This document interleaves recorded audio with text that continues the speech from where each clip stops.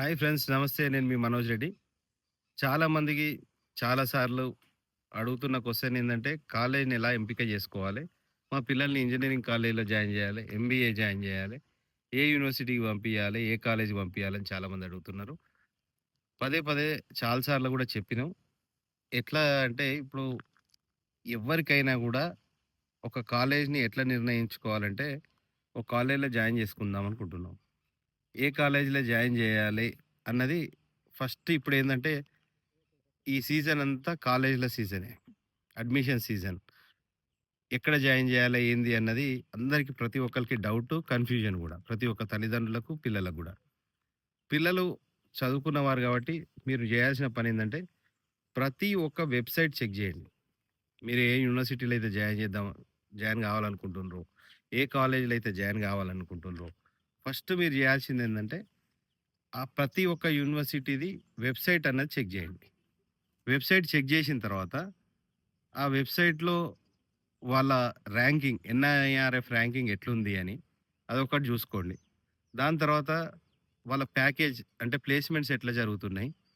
Only ఇట్లా అడ్వర్టైజ్‌మెంట్‌కి ఎట్లేసుకుంటారంటే ఆహ్, ఇన్ని లక్షల ప్యాకేజ్ వచ్చింది, కోట్ల ప్యాకేజ్ వచ్చింది అని కొన్ని కాలేజెస్, కొన్ని యూనివర్సిటీస్ నార్త్ సైడ్ ఉన్న కొన్ని యూనివర్సిటీస్ 4,00,00,000, 5,00,00,000 ప్యాకేజ్ వచ్చిందన్నది అది పెద్ద బోగస్. దాన్ని నమ్మకండి. ఎందుకంటే ఏ కాలేజ్‌లో అయినా అట్లాంటి ప్యాకేజ్ వచ్చిన వాళ్ళు ఉంటారు. ఉంటారు. ఎప్పుడుంటారు? పాస్డ్ ఔట్ అయిపోయి యూఎస్‌లో బోయి అక్కడ ఎంఎస్‌సి చేసి చదివిన తర్వాత వాళ్ళకు మంచి ప్యాకేజ్‌లు వస్తుంటాయి కామన్‌గా.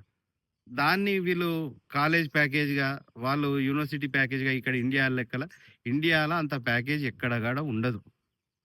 ఎక్కడ గూడా అన్ని కోట్ల ప్యాకేజ్ అన్నది ఉండదు. పిల్లలు కన్‌ఫ్యూజ్ గాకండి. అబ్బో! ఈ కాలేజ్‌లో, ఈ యూనివర్సిటీలో చదివితే నాకు 2,00,00,000 ప్యాకేజ్ వస్తది. రూ. 1,00,00,000 ఎవ్వరికి గూడా ఫ్రెషర్స్‌కి అంత ప్యాకేజ్ ఇయ్యరు. అది మీరు గుర్తుపెట్టుకోవాలే. వాళ్ళ వెబ్‌సైట్‌కెళ్లి చూసినప్పుడైతే మీకు ప్లేస్‌మెంట్స్ ఎన్నైతున్నాయి. లాస్ట్ ఇయర్ ప్లేస్‌మెంట్స్ ఆ కాలేజ్‌కి ప్లేస్‌మెంట్స్ ఎన్ని కంపెనీస్ వచ్చినాయన్నది చూడండి. దాదాపు మన సౌత్ సైడ్ ఉన్న ఈ ప్రతి ఒక్క యూనివర్సిటీ వెబ్‌సైట్ నేను జూషిన. వెబ్‌సైట్ కా యూనివర్సిటీ జూషినా, కాలేజ్‌లు జూషినా ట్రాన్స్‌పరెన్సీ‌గానే ఉన్నాయి. జెన్యూన్‌గానే ఉన్నాయి. పెద్ద అటు ఇటు తేడాలేం లేకుంటున్నాయి. మీరు ఆ వాళ్ళ వెబ్‌సైట్ జూసేదుంటే లాస్ట్ ఇయర్ ఎన్ని కంపెనీస్ వచ్చినాయి? ఎంతమంది ప్లేస్ అయ్యిండ్రు? హైయెస్ట్ ప్యాకేజ్ ఒకళ్ళకో ఇద్దరికో వచ్చిందా అది కన్సిడర్ జేసుకోకండి. ఎంతమంది ఒక క్లాస్‌లో 60 మందుంటే ఎంతమంది 60 మందిలో ఎంతమందికి ఉద్యోగాలొచ్చినాయి అన్నది చూడండి. అంతే తప్పించి క్లాస్ మొత్తంలో ఒక్కళ్ళకి హైయెస్ట్ ప్యాకేజ్ వచ్చిందన్నది చూసి కాదు మీరు కాలేజ్‌నైనా, యూనివర్సిటీనైనా నిర్ణయించుకోవాల్సింది. ఎక్కువ మంది ఎక్కడ ప్లేస్ అయితున్నారు అన్నది చూడండి. అది. దాదాపు మన సౌత్ సైడ్ ఉన్న కాలేజెస్ అన్నీ గూడా ఇట్లాంటి నార్త్ సైడ్ యూనివర్సిటీస్ లాగా కొన్ని యూనివర్సిటీస్ ఉన్నాయనుకోండి నార్త్ సైడు. అన్ని బోగస్ యూనివర్సిటీలు అడ్వర్టైజ్‌మెంట్‌కి బాగా ఇంపార్టెన్స్ ఇచ్చి, మార్కెటింగ్‌కి ఇంపార్టెన్స్ ఇచ్చి, కన్సల్టెన్సీ వాళ్ళకు కమిషన్ బేస్డ్‌గా ఇక్కడి పిల్లల్ని తప్పుదోవ పట్టిస్తున్నారు. మన తెలంగాణ రాష్ట్ర పిల్లల్ని, ఆంధ్ర పిల్లల్ని తప్పుదోవ పట్టిస్తున్నారు. ఇది ఉండకుంటూ ఉండాలంటే, అంటే అవి మీరు దూరపు కొండలు నునుపు అన్నట్టుగా మీరు ఆ కాలేజీలలో ఇట్లున్నది అట్లా అని చెప్పి మోసపోతున్నారు చాలామంది. వాటికి అడ్మిషన్స్ గూడా తీసుకుంటున్నారు అదే బేసిస్ మీద. అది చాలా తప్పు. మన ఇక్కడున్న కాలేజ్ వెబ్‌సైట్స్ చెక్ జేయండి. దాంట్లో ఎన్ఐఆర్ఎఫ్ ర్యాంకింగ్ ఎట్లుందో జూడండి. న్యాక్ అక్రిడియేషన్ ఎట్లుంది, ర్యాంకింగ్ ఎట్లుందో చూడండి. దాని తర్వాత మీరు చూడాల్సిందేందంటే, ఆ కాలేజ్‌లో ప్లేస్‌మెంట్స్, లాస్ట్ ఇయర్ ప్లేస్‌మెంట్స్ ఎట్లయినాయి?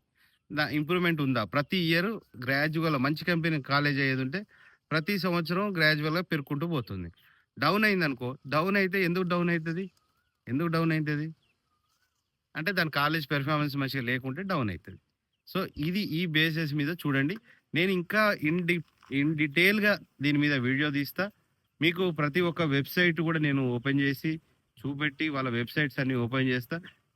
దీని తర్వాత వెబ్‌సైట్‌లలో గూడా కొంచెం న్యూస్ అటు ఇటు రావచ్చు మరి. ఎందుకంటే మనం వీడియో పెట్టినాం గదా! పెట్టంగానే మళ్ళ వెబ్‌సైట్‌లో ఏమైనా అప్‌డేట్ ఏమైనా జేస్తారు గావచ్చు. తొందరగా మీరు వెబ్‌సైట్స్ వెరిఫై జేసుకోండి. అన్నీ వెరిఫై జేసుకుంటే దాదాపయితే నేను చూసిన ఒక 10 టాప్ 10 యూనివర్సిటీస్‌యి, కొత్తగొచ్చిన ప్రైవేట్ యూనివర్సిటీస్‌యి, ప్ర కాలేజీ చూసిన. ఇంకొకటి ఇక్కడ తేడా జరిగిందేంటంటే కొన్ని కాలేజెస్ ఏం చేస్తున్నాయంటే, ఆ యూనివర్సిటీ ఉంటది. ఆ యూనివర్సిటీ ర్యాంకింగ్స్ మాత్రమే ఆ యూనివర్సిటీకి సంబంధించిన ర్యాంకింగ్స్ పెట్టాలి. అంతేకాకుండా వాళ్ళ గ్రూప్‌కి ఆ యూనివర్సిటీకి తగ్గట్టు వేరే కాలేజెస్ ఉంటాయి. ఎన్నో కాలేజెస్ వేరే వేరే కాలేజెస్ గూడా ఉంటాయి. ఆ కాలేజెస్ ర్యాంకింగ్స్ గూడా తీసుకొచ్చి ఆ యూనివర్సిటీలలో తగిలేస్తారు. అదొక దరిద్రమైన యూనివర్సిటీ ఉంది. మీరది గూడా గమనించండి. నేను వాటి పేరు చెప్ప. ఎందుకంటే ఏ వెబ్‌సైట్‌లో అయినా గూడా క్లారిటీగా మనకర్థమైపోవాలి వెబ్‌సైట్ ఓపెన్ చేయగానే.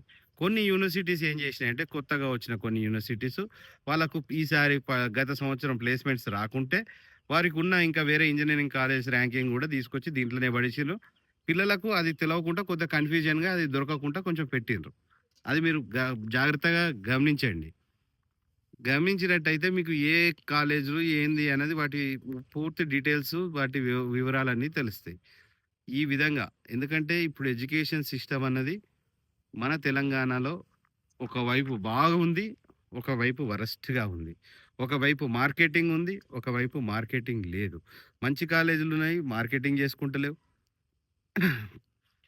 ఆల్తూ ఫాల్తూ కాలేజీలు కొన్ని ఉన్నాయి. ఏందంటే అవి కేవలం మార్కెటింగ్ మీద డిపెండ్ అయ్యి హైదరాబాద్‌లో ఉన్న కాలేజీలు కొన్ని హైదరాబాద్ ఎస్పెషల్లీ ఎందుకంటే ప్రతి ఒక్కళ్ళకి వీక్‌నెస్ అయిపోయింది పిల్లలందరికీ. హైదరాబాద్‌లో పోయి చదవాలి, హైదరాబాద్‌లో పోయి చదవాలన్నది.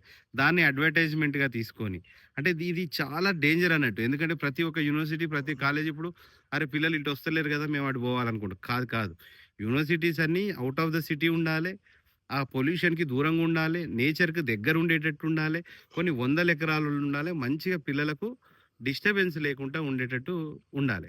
కానీ మనం చేస్తున్న తప్పిదం పిల్లలు, పేరెంట్స్ చేస్తున్న తప్పిదం ఏందంటే, పోయి పొలోమని అదే సిటీలో మెట్రోపాలిటన్ సిటీలో ఉన్న కాలేజెస్‌ని చూస్తున్నారు. దాంట్లో ఇప్పుడు మనం కొన్ని చూడొచ్చు. గచ్చిబౌలిలో పెడుతుర్రు. ఫైనాన్షియల్ సిటీలా, నానక్రామ్‌గూడల, హార్ట్ ఆఫ్ ది సిటీలా ఇంజినీరింగ్ కాలేజీలు పెట్టుడేందండి? దానికొక గ్రౌండ్ ఉండదు. దానికొక ఏది ఇన్‌ఫ్రాస్ట్రక్చర్ ఉండదు. అలాంటి లొకేషన్‌లో పిల్లల్ని పెట్టేదుంటే ఆ ట్రాఫిక్ ఇబ్బందులలో ఇలాంటి కల్చర్ చుట్టుపక్కన బార్ అండ్ రెస్టారెంట్స్ ఉంటాయి. పబ్స్ ఉంటాయి. ఇలాంటి వాటికి దూరంగా ప్రశాంతంగా పిల్లలు చదువుకునేటట్టు మీరు చూడండి. చూసి ఆ కాలేజీలలో జాయిన్ చేయించండి. ఫస్ట్ నిన్ననే చెప్పిన టైర్ 1, టైర్ 2 అని. టైర్ 1 సిటీ అంటే హైదరాబాద్ లాంటి సిటీస్ వస్తాయి. Metropolitan cities. టైర్ 2 సిటీస్ అంటే వరంగల్, కరీంనగర్ ఇలాంటి సిటీస్ వస్తాయి. టైర్ 2 సిటీస్‌ని మీరు చూజ్ చేసుకోవాలని నిన్న చెప్పిన మళ్ళీ అది ఒకసారి గుర్తు చేస్తున్నాం. టైర్ 2 సిటీస్‌ని చూజ్ చేసుకోండి. మంచి యూనివర్సిటీస్ ఉన్నాయి. మంచి కాలేజెస్ ఉన్నాయి. అదేవిధంగా ఎన్ఐఆర్ఎఫ్ ర్యాంకింగ్‌లో గూడా ఈ టైర్ 2లో ఉండే ఇంజినీరింగ్ కాలేజెస్ చాలా ఉన్నాయి. యూనివర్సిటీస్ గూడా చాలా ఉన్నాయి. వాటిని గూడా గమనించండి.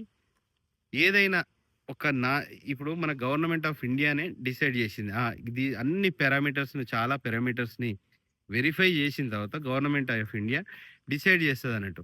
ఎన్ఆర్ఎఫ్ ర్యాంకింగ్ ప్రకారం ఏ కాలేజ్ ఎక్కడ ఎట్లుందని.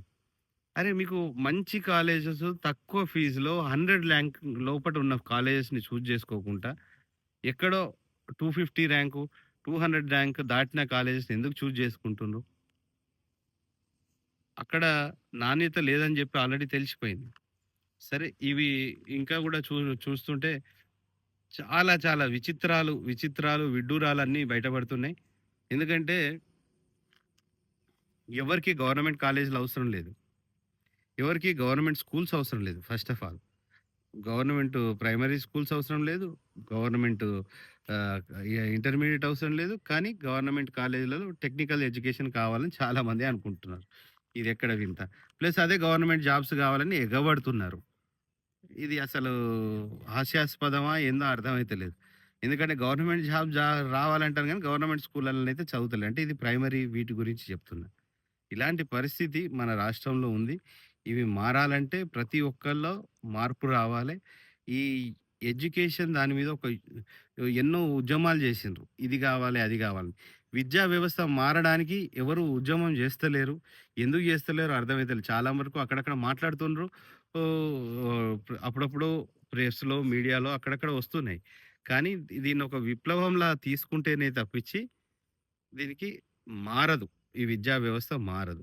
ఎందుకంటే విద్య అన్నది అందరికీ అందుబాటులో ఉండాలి. అంగడ్లో దొరికే వస్తువు తిరిగా విద్య మారొద్దు గాబట్టి, అందరికీ అందుబాటులో ఉండాలి.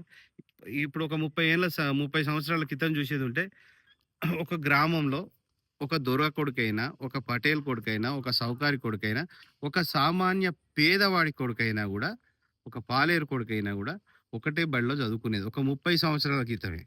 కానీ ఇప్పుడు అలాంటి పరిస్థితి ఉందా? లేదు. ఏ గవర్నమెంట్ స్కూళ్ళలో ఆ పరిస్థితి లేదు. సో, ఇలాంటి పరిస్థితులు మన తెలంగాణ రాష్ట్రంలో ఉన్నాయి. అంటే విద్యా వ్యవస్థ మొత్తం ఒక 12 సంవత్సరాలుగా కుప్పగూలిపోయింది. నాశనం అయిపోయింది. నాశనం అయిపోయింది. అంటే ఒక్కొక్క దగ్గర బళ్ళల్లో ఇట్లా చూస్తుంటే ఎట్లున్నదంటే 15 మంది ఈ స్టూడెంట్స్ ఉండరు. అక్కడ 12 మంది ఈ లెక్చరర్స్ అంటే ఫ్యాకల్టీ, టీచర్స్ ఉంటారు. అంటే ఈ 12 మంది ఒక్కొక్క దగ్గర 600, 700 మంది ఉంటారు. అక్కడ 20 మంది టీచర్లు ఉంటారు. అంటే దీన్ని ఒక ఆర్గనైజ్డ్ సెక్టార్‌లా విద్యా సంస్థలు లెవ్వు. ఇవి గూడా మారాలే. ప్రతి ఒక్కళ్ళు చర్యలు తీసుకోవాలే. రేపటి భవిష్యత్తులకు ఉన్న పిల్లలకు మంచి విద్య అందియ్యాలే. నాణ్యమైన విద్య అందియ్యాలే. ఈ విలువలతో కూడిన విద్యను నేర్పించాలే. ఈ సిలబస్ ఔట్‌డేటెడ్ సిలబస్ చాలా కాలేజెస్‌లో ఉన్నది. అదొక మేజర్ ప్రాబ్లమ్‌గా ఉన్నది. కాబట్టి సరే దాన్ని కాదనట్లేదు. కొత్త కొత్తగా ఇన్‌స్టిట్యూట్స్ వస్తున్నాయి. వారు గూడా కొత్త కొత్త కరిక్యులమ్ అని కొత్త కొత్తగా చెప్తున్నారు. అది గూడా కరెక్టే. కానీ అదే అదే విధంగా కొత్త కొత్త యూనివర్సిటీస్ వచ్చినాయి. Private universities. వాటిలలో గూడా కొత్త కరిక్యులమ్ వచ్చింది. కొత్త విధానాలొచ్చినాయి. ఇంక్యుబేటర్ సెంటర్స్ వచ్చినాయి. చాలా వరకు విద్యలో కొంచెం మార్పులొస్తున్నాయి ఒక సెక్టర్‌లో. కానీ ప్ర నా ఉద్దేశ్యం ఏందంటే గవర్నమెంట్ స్కూల్సు, గవర్నమెంట్ సంస్థలైనటువంటి కాలేజెస్, ఇంటర్మీడియేట్ కాలేజెస్ గావచ్చు, ప్రైమరీ స్కూల్సే గావచ్చు, ఇవి గూడా బాగుపడితే బాగుండననే ఒక ఆలోచన. ఎందుకంటే ఈరోజు మా ఊర్లో ఒక స్కూల్‌ని విజిట్ జేయడం జరిగింది. అక్కడ తెలుసుకున్న తర్వాత ఆడ స్టూడెంట్స్ ఆహ్, ఊర్లలో పిల్లలు లేక గాదు. పిల్లలు చాలా మందున్నారు బడిలో జాయిన్ జేయడానికి. కానీ వాళ్ళు గూడా ప్రైవేట్ విద్య ఒక ప్రైవేట్ విద్యాలయాల్లో జాయిన్ జేయడానికి ఇష్టపడుతున్నారు. మక్కువ చూపెడుతున్నారు. ఇది చాలా ఘోరమైన మార్పు. కొన్ని రోజులల్లో అయితే ఇప్పటికే చాలా స్కూల్స్ మూతబడ్డట్టు మనకు తెలుస్తుంది ఇన్ఫర్మేషన్. ఇంకా గూడా అన్ని స్కూల్స్ గూడా గవర్నమెంట్ స్కూల్స్ అన్నీ గూడా మూసేసే పరిస్థితి వస్తుంది గాబట్టి, దీని మీద చర్యలు తీసుకోవాలి. దీని మీద దృష్టి సాధించాలి. దీన్ని ఎవరన్నా ఒక విప్లవంగా తీసుకుపోవాలి. దానికి మా కేఎంఆర్ ఛానెల్ తరఫున, కేఎంఆర్ కెరియర్ గైడెన్స్ తరఫున మేము ఒక పాత్ర పోషిస్తాం. ఇప్పుడెందుకంటే అందరు చాలామంది అడుగుతున్నారు. ఓన్లీ ఇంజినీరింగ్ గాదు స్కూల్స్ మీద గూడా వీడియోస్ తీయమని జెప్పి. ఇవాళే స్కూల్‌ని విజిట్ జేయడం జరిగింది. దాని మీద గూడా వీడియోస్ తీస్తాం. అక్కడ గూడా విద్యా వ్యవస్థలో ఉన్న లోపాలను ఎత్తి చూపెడతాం. లోపాలనే కాదు ఏం చేయాలో గూడా చెప్దాం. గవర్నమెంట్ ఏం తీసుకుంటది? ఎట్లాంటి చర్యలు తీసుకుంటది? ప్రభుత్వాలు ఎన్నో మారుతున్నాయి. కానీ ప్రతి ప్రభుత్వం ఇలానే. ఇప్పుడు కానీ ఒక విషయం ఏందంటే, గొప్ప విషయం ఏందంటే, ఆంధ్రప్రదేశ్‌లో గత 5 సంవత్సరాల్లో చాలా మార్పులు తేవడం జరిగింది. విద్యా స వ్య వ్యవస్థ మీద, గవర్నమెంట్ విద్యాలయాల మీద. అదే మార్పు మన తెలంగాణలో గూడా తెస్తే బాగుంటుంది. పక్క రాష్ట్రం ఒకటి చేస్తుంది. మనం గూడా చేసుకోవాలనే ఇంగిత జ్ఞానం మన ప్రభుత్వ అధికారులలో ఉండాలి. చాలామంది రాజకీయ నాయకులకు ఉండేదుంటే, మార్పు తేవాలే అని పని చేస్తేనే మార్పు జరుగుతుంది. నా జీతం నెలకు నేను నా జీతాలు తీసుకుంటున్నా అని ఒక ఉన్నతమైన పొజిషన్‌లో ఉన్న అధికారులు ఎవరైనా అలా బిహేవ్ చేసేదుంటే మార్పన్నది జరగదు. రాజకీయ నాయకులు గూడా ఏమనుకోవాలంటే మార్పు తేవాలే. విద్య, వైద్యం అన్నది ఈ రెండే మెయిను. ఈ విద్య, వైద్యం అన్నది ప్రజలకు ఫ్రీగా అందిస్తే ఏ పథకాలు గూడా అవసరం లేదు. విద్య, వైద్యం అన్నది ప్రతి ఒక్క పేదవాడికి, ధనవంతునికి సమానంగా అందిస్తే ఏ పథకాలు అవసరం లేదు. ఆ పథకాల పేరు మీద ఇక్కడ దోపిడీ చేస్తూ ఇక్కడ ఈ ఈ ఇవన్నీ గూడా నీరు గారిపోతున్నాయి. ఇంకోటేందంటే బయట దేశాలలో చూసేదుంటే ఇయాల విద్య ఎంత పెద్ద అక్కడ సినేటర్ కొడుకైనా, ఎవ్వరైనా ఎంత పెద్ద ధనవంతుడైనా గవర్నమెంట్ స్కూళ్ళలో చదువుతున్నారు. గవర్నమెంట్ విద్య వ్యాసమే చేస్తున్నారు. కానీ మన దగ్గర అలా జరగట్లేదు. ఎందుకు అని ఇప్పుడు ప్రతి దారి మనం అమెరికాతోటి పోల్చుకుంటాం. మరి అమెరికాతోటి పోల్చుకున్నప్పుడు ప్రతి దాంట్లో అమెరికాతోటి, ఈ దేశంతోటి, ఆ దేశంతోటి పోల్చుకున్నప్పుడు మన విద్యా వ్యవస్థ ఇంత నాశనం అయిపోతుందే. బయట దేశాలలో బాగుంటుందే. కొన్ని సంవత్సరాల నుంచి బాగుంటుంది. ఈ విద్యలో ఈ విద్యా వ్యవస్థను ఎందుకు మార్చలేకపోతున్నాయో గవర్నమెంట్స్ అర్థం గాని ప్రశ్న. అంటే వీళ్ళకు రాజకీయాలలో తిరగడానికి జనాలు ఉండరనా?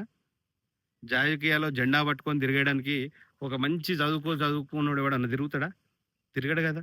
అట్లా అట్లా అయిపోతది. మాకుండాలి అని రాజకీయ నాయకులు ఏమన్నా కంకణం కట్టుకొని కొందరిని ఈ కేటగిరీ‌లోనే ఉంచుతుండ్రా? ఈ విద్యలో వ వ ఈ విద్యాలయాలను డెవలప్ చేయలేకుంటూ ఉంచుతుండ్రా ఏమో తెలవదు గానీ, ఈ వ్యవస్థ అయితే ఇప్పుడు ఇట్లుందండి. ఎంతో గొప్ప గొప్ప వారు మేము ఇది జేసినాం, అది జేసినాం అని విద్యాశాఖ మంత్రులుగా జేసిన వారున్నారు. ముఖ్యమంత్రులుగా జేసిన వారు గూడా చాలామందున్నారు.